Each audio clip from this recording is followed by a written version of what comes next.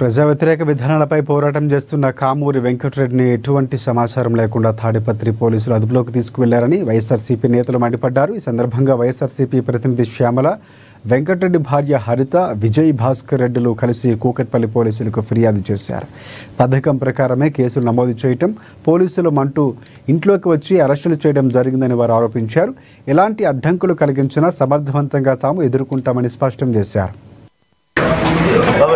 ఉదయం 7:30-8 మధ్యలో కారుమూరి వెంకటరెడ్డి గారిని వచ్చి అరెస్ట్ చేసి తీసుకెళ్లడం జరిగింది. ఎలాంటి ఇన్ఫర్మేషన్ లేకుండా ఎప్పుడు కేసు అయింది, ఎప్పుడు ఇన్ఫార్మ్ చేస్తున్నారు, ఎప్పుడు విచారణకు పిలుస్తారు, అరెస్ట్ ఏంటి, ఇదంతా ప్రొసీజర్ కూడా ఒక 1 hour లో తీసుకొని వచ్చి ఇంటికి వచ్చేసి అంతా తీసుకొని వెళ్ళడం జరిగింది. మనిషిని మేము అడిగినా కూడా సరైన సమాధానం చెప్పలేదు. అండ్ ఇంకొకటి ఏంటంటే ఫోన్లు కూడా తీసేసుకున్నారు. ఎవరికి ఇన్ఫార్మ్ చేయొద్దు, ఇష్యూని పెద్ద చేయొద్దు, దీన్ని పెద్ద ఇష్యూ చేయొద్దు, దాని తర్వాత వచ్చే కాన్సిక్వెన్సెస్ అన్ని మీరే ఫేస్ చేయాల్సి ఉంటది, అది ఆలోచించుకొని ఉండండి అన్నట్టు మాట్లాడటం జరిగింది. సో అండ్ వాళ్ళు వచ్చిన వాళ్ళు కూడా ఒక్కళ్ళు కూడా యూనిఫామ్ లో లేరు. 4 మనుషులు పైకి వచ్చారు.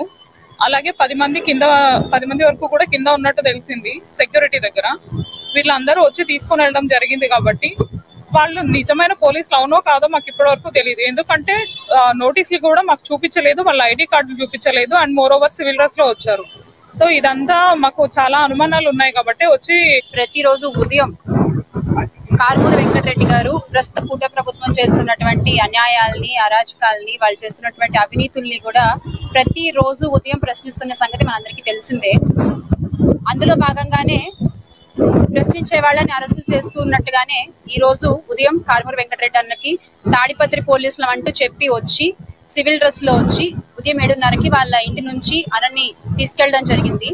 అంటే వితౌట్ నోటీస్ వాళ్ళు వచ్చి కారుమూరి వెంకటరెడ్డి గారిని తీసుకెళ్లిపోవడము, ఇంట్లో ఉండే వాళ్ళని బెదిరించడము, వాళ్ళ ఫోన్లు లాక్కోవడము, అసలు ఏం జరుగుతోంది ఏంటి అని అడుగుతుంటే కూడా సమాధానం చెప్పకుండా వాళ్ళ పాప ముందు, వాళ్ళ భార్య ముందు, హరిత గారి ముందు కారుమూరి వెంకటరెడ్డి గారిని తీసుకెళ్లిపోవడం జరిగింది.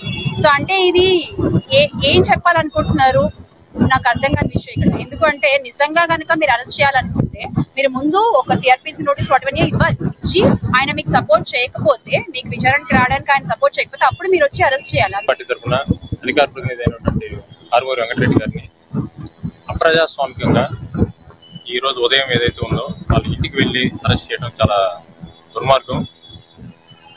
ఈ ప్రతిరోజు కూడా ప్రజల పక్షాన పోరాడుతున్న వైఎస్ఆర్సీపీ గొంతుకై కారుమూరి వెంకటరెడ్డి గారు